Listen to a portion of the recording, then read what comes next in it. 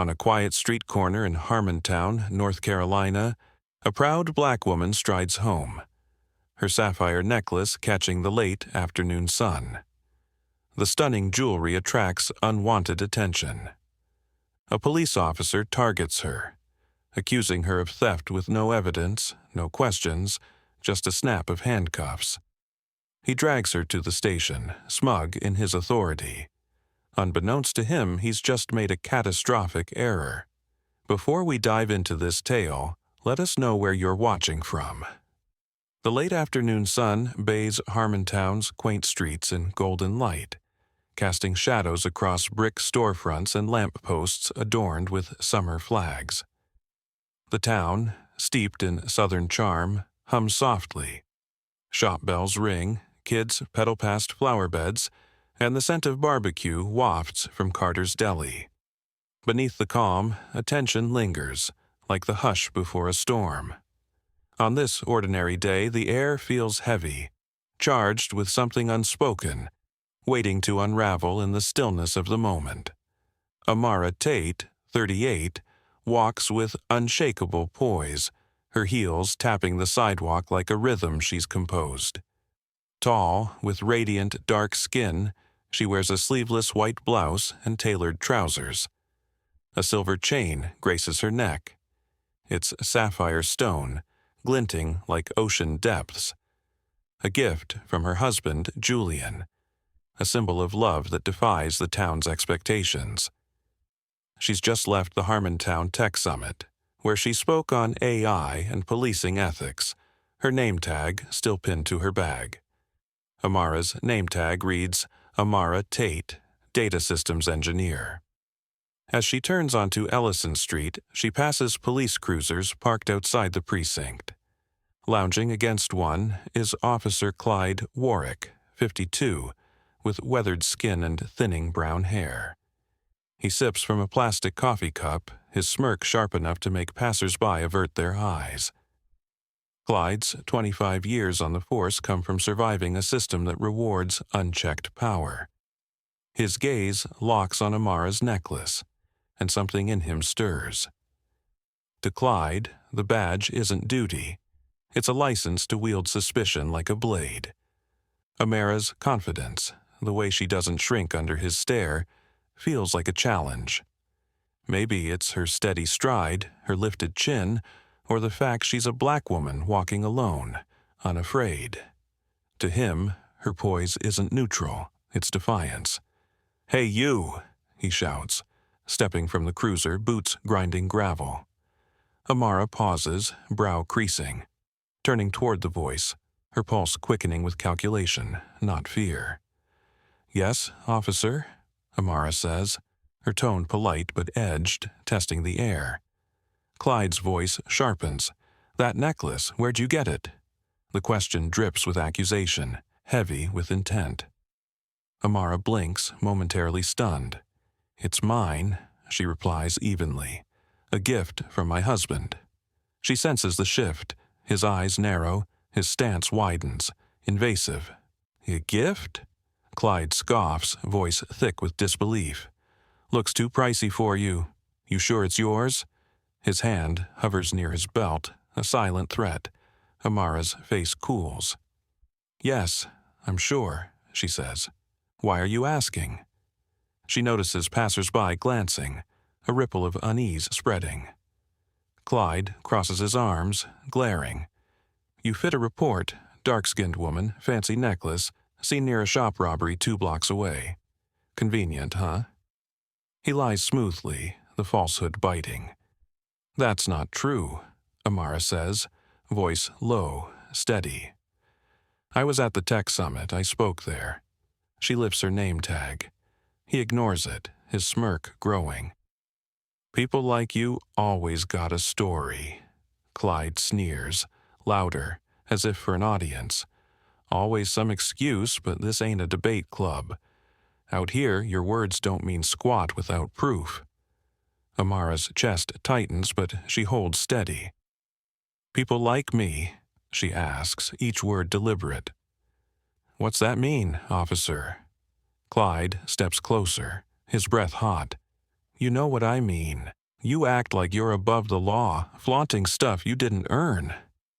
The air crackles with his contempt. Amara's fists clench. "I've earned every step I take," she says, voice sharp, "and I'm not scared of you." Clyde's sneer widens. "You will be." The street hushes, as if Harmontown itself senses the shift. Amara feels the danger, not a gun, but a uniform cloaked in entitlement, reeking of stale coffee and unchecked power. A dry breeze stirs dust as Clyde's hand moves to his radio, not for backup, but to craft a story that paints her as the villain. "I'm detaining you for questioning," Clyde announces, loud enough for onlookers. "Report of a woman matching your description in a theft." Amara's pulse spikes. "You have no grounds," she snaps. "I've done nothing wrong. I don't consent to a search or arrest without cause." Clyde looms closer.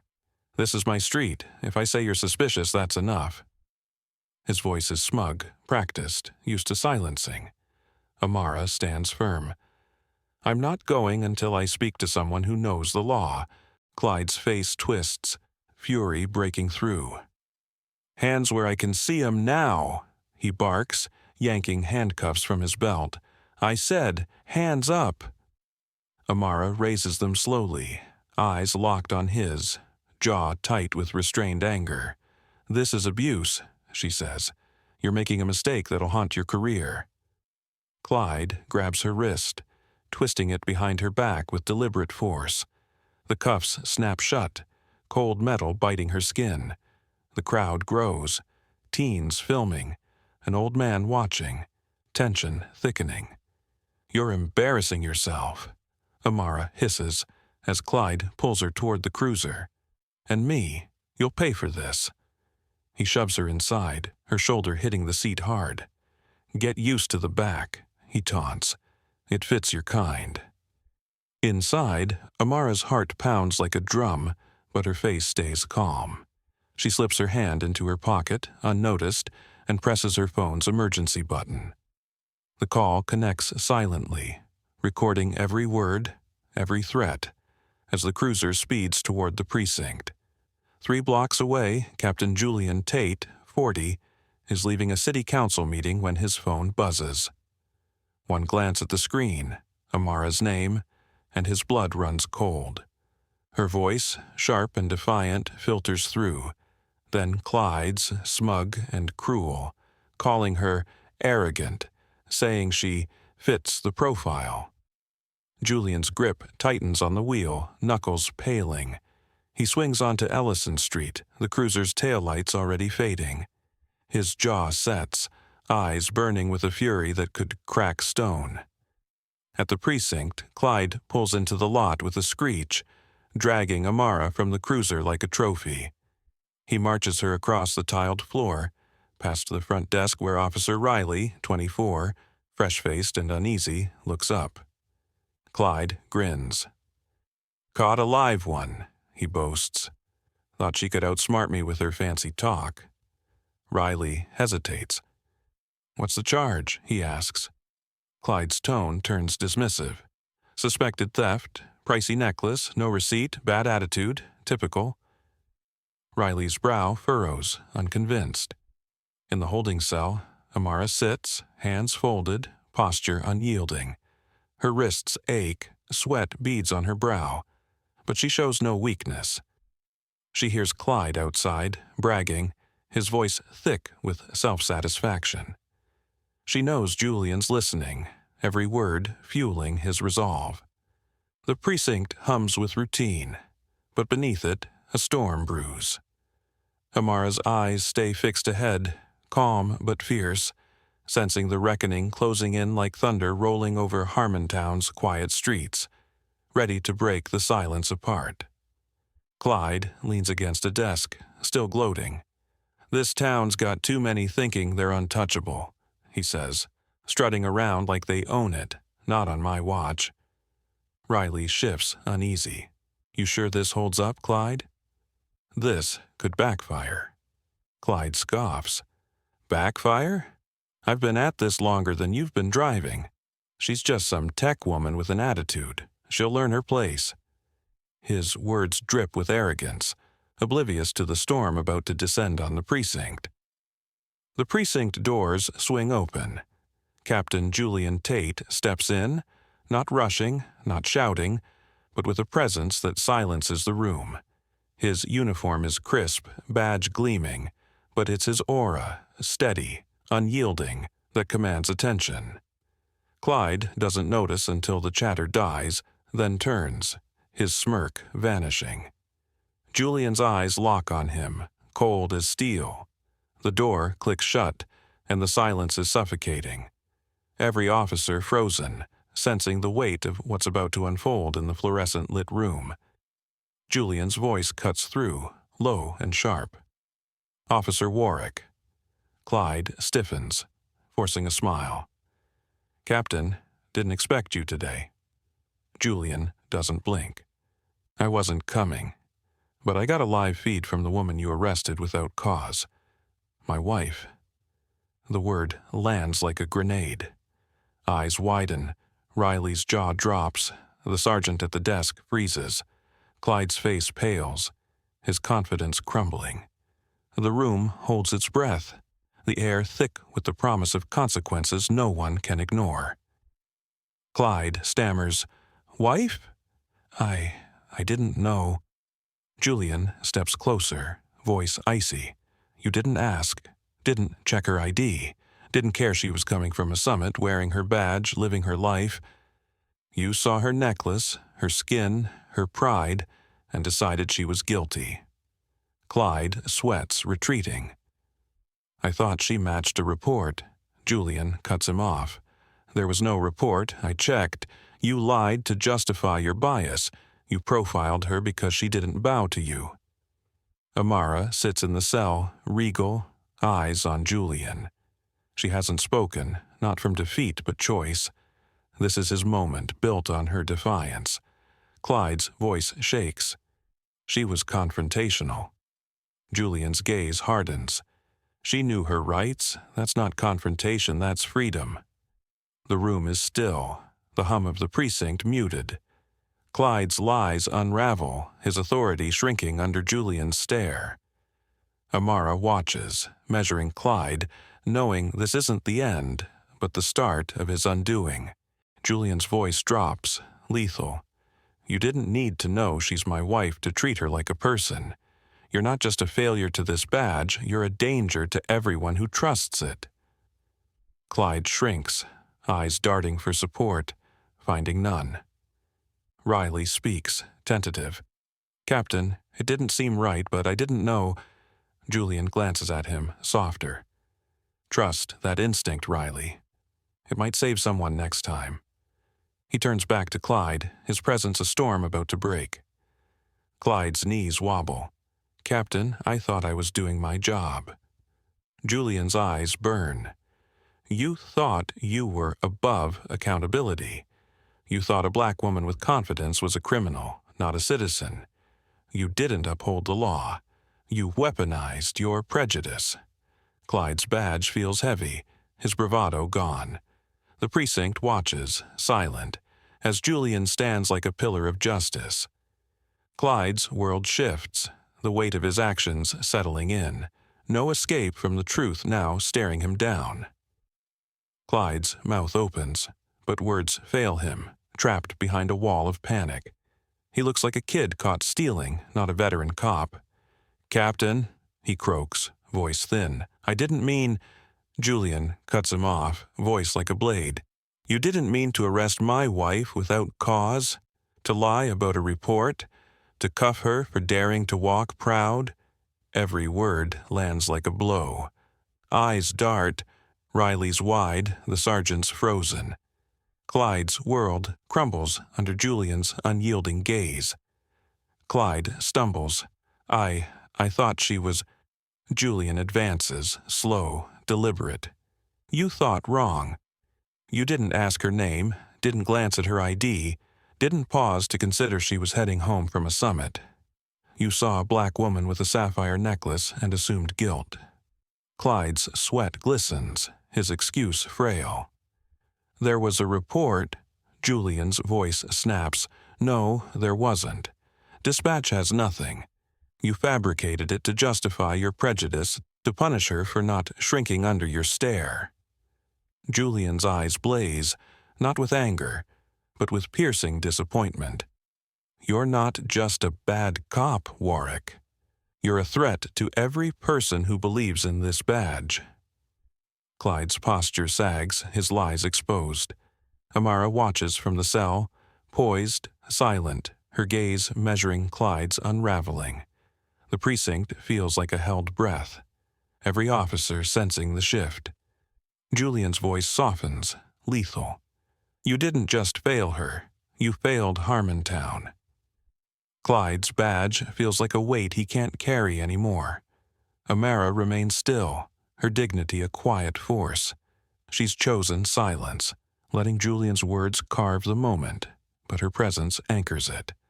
Clyde grasps for defense. "She didn't respect me." Julian's retort is swift.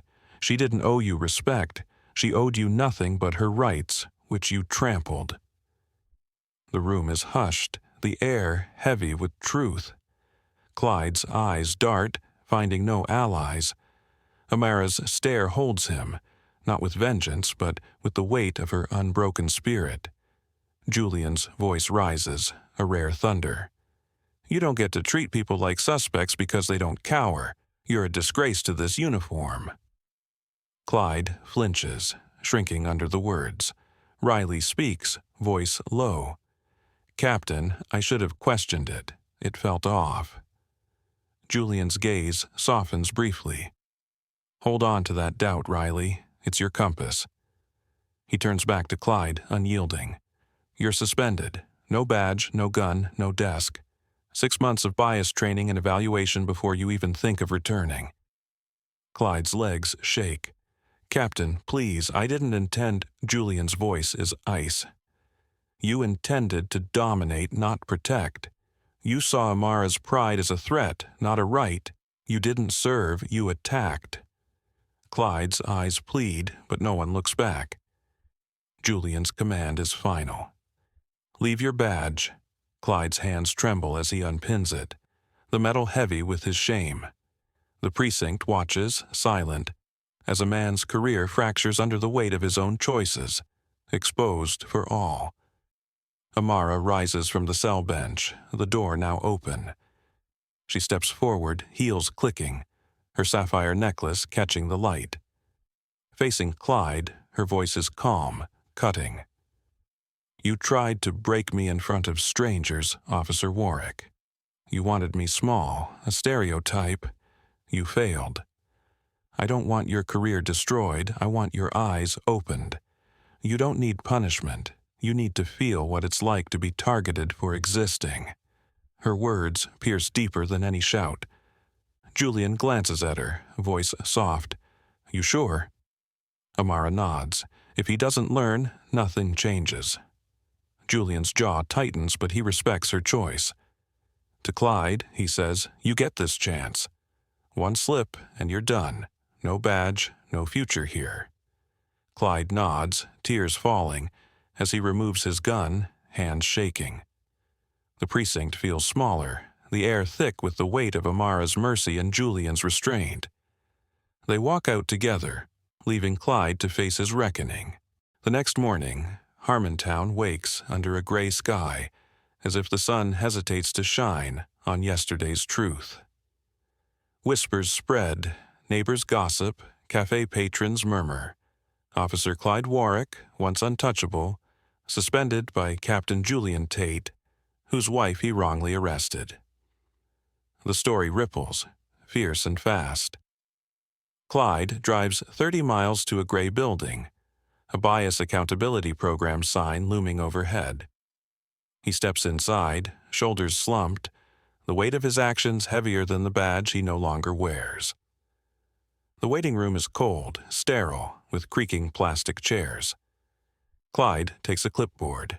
Name, department, reason for referral. He hesitates, pen frozen. What to write? Profiling, arrogance, truth caught up? He scribbles "incident with citizen" and hands it back, avoiding the receptionist's gaze. An hour later, he's led to a room with chairs in a circle, half filled with strangers.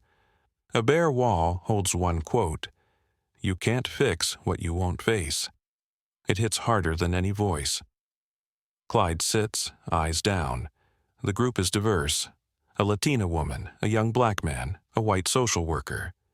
Dr. Annika Sharma, 60, gray hair tucked neatly, leads with quiet authority. "Let's start," she says. No warmth, just purpose. Silence breaks as Maria speaks. "I'm here because a cop stopped me for looking suspicious. My son waited hours at daycare, terrified I'd left him." Her voice is steady, but it cuts. Clyde listens, the weight of her words sinking into his chest. A young man, Jamal, speaks next. "I was 15, cuffed for biking in a nice neighborhood. Cops said I didn't belong. My house was 3 streets over." The stories don't shout. They simmer, each one a mirror Clyde can't escape. Dr. Sharma turns to him. "Clyde, why are you here?" He swallows. "I messed up. Bad." "How?" she presses. "I thought a woman was a thief." "Why?" His voice cracks. "She looked too confident. It bothered me." Shame chokes him. Dr. Sharma's eyes hold him. "That confidence, what did it mean to you?" Clyde falters. "It felt like she was challenging me." Maria leans forward. "She was just living. You made it personal." The room nods, tired but attentive. Clyde's chest tightens, his excuses dissolving. He sees Amara's face, her unyielding gaze. The session ends, but the weight stays. That night, in a dim motel room, Clyde grabs a notebook, the pen trembling as he begins to write what he can't yet say aloud. He writes to the man who cuffed Amara Tate. The words spill, how her poise sparked his anger, how he wanted her to shrink, how he lied to feel powerful. He confesses the thrill of the cuffs, the smugness in his voice, and the silence in her eyes that exposed his weakness. By the end, his hands shake, the page blurred with ink and regret. He reads it at the next session, voice breaking. No one claps, but Dr. Sharma nods. That's a start. Weeks pass, each session peeling back layers of Clyde's bias. He faces memories, his uncle's rants about keeping order, his first partner's slurs, his own silence when "those people" was tossed around. He stops justifying, starts listening. The group's stories, mothers humiliated, kids scared, become his mirror. One day, he joins a table outside Harmontown High, handing out flyers. "Your rights during a police stop." Parents pass warily, but he stands there, no uniform, just a name tag. Clyde, community volunteer. A mother takes a flyer, eyes hard. "You remember the people you hurt?" she asks. Clyde meets her gaze. "I'm starting to, that's why I'm here." She walks away, but her question lingers. Clyde feels the sting, not of anger, but of truth. He keeps handing out flyers, each one a small step toward amends. The sun sets over Harmontown, casting long shadows, and for the first time, Clyde feels the weight of change, fragile but real, taking root. Back in the program, Clyde listens more than he speaks. A man shares being stopped for fitting a description, his daughter crying as he was searched. Clyde sees Amara in every story now, her dignity, her refusal to break. Dr. Sharma pushes him. "What's different now?" Clyde pauses. "I see the harm I caused, not just to her, but to trust, to safety." The group watches, not forgiving, but acknowledging. He's not redeemed, but he's digging, unearthing the roots of his old self. One session, Clyde shares a memory. His father praising tough cops who kept people in line. The room listens, unflinching. Jamal speaks. "That's not policing, that's control." Clyde nods, the truth settling. He's learning to question, to dismantle. Outside, he volunteers at community events. No badge, no authority. Teens eye him skeptically, but he stays, answering questions, admitting faults. Harmontown streets feel different now, not his to command, but to serve. The shift is slow, but it's there, etched in his quiet persistence. Late autumn arrives, leaves falling like Harmontown's old certainties. Clyde returns to the precinct. No swagger, just a man carrying his shame. The building's the same, worn steps, creaky doors, but he's not. Julian stands by the desk, arms crossed, face unreadable. The bullpen quiets, officers watching. Clyde stops a few feet away, hands loose, eyes steady. No one speaks, the silence heavy with history. Julian's presence fills the room, a reminder of the line Clyde crossed and the cost it carried. Julian's voice is low, sharp. "Why are you here, Warrick?" Clyde doesn't flinch. "Because I'm different. Not just the suspension, not just the program. I see what I did to Amara, to you, to this badge. I was a bully hiding behind rules. I'm asking for a chance to earn it back, to do right." His voice is steady, not pleading, but raw. Julian studies him, searching for cracks, for performance. What he sees isn't pride, it's regret, carved deep into Clyde's face. Julian's eyes narrow. "You think you've changed?" Clyde nods. "I know I've started. I'll keep proving it." Julian's voice stays firm. "Probation, 6 months. No streets, just community work. You'll train recruits, attend every bias workshop, and listen, not talk. One misstep, you're out." Clyde exhales, accepting. The precinct watches, the air thick with the weight of second chances and the shadow of past wrongs. Julian's stare lingers, a warning this isn't forgiveness. It's a test Clyde can't afford to fail. Clyde nods, voice low. "Understood, sir." Julian steps closer, voice like steel. "This isn't a comeback story, Warrick. It's atonement. For every person you made feel less than human, every story you cut short." Clyde's throat tightens, but he holds Julian's gaze. The room feels smaller, the badge heavier than ever. Julian turns away, leaving Clyde standing alone, the weight of his past and the fragile hope of his future settling like dust in the quiet precinct air. Months slip by, and Clyde toils in silence, no longer the cocky officer but a man piecing together trust. He guides recruits, confessing his mistakes, urging them to challenge prejudice. At school visits, wary kids soften when he owns his faults, their questions replacing fear. At community forums, he absorbs tales of mistrust, offering no excuses. "I'm sorry," he says. "How can I help?" The words, once hollow, now resonate. Harmontown eyes him, doubtful but intrigued, as he builds amends step by step. Spring ushers in a precinct gala celebrating community reform. Julian and Amara enter, commanding attention. Him in a tailored suit, her in a teal gown, its shade mirroring her sapphire necklace. Their quiet power draws every gaze. Clyde hovers at the edges, uncertain of his welcome. Julian's brief nod grants him space. Amara approaches, her steps measured, her grace a force. The room hushes, sensing their shared history. Clyde stands tall, ready for her words, knowing they'll carry truths he's still grappling with. Amara's voice cuts clean, unwavering. "Word is you're trying, Warrick. Folks notice." Clyde nods, voice low. "I am, every day." She weighs him. Trying's a start, not the finish. Her gaze is steady, demanding. "I don't forgive to pat your back.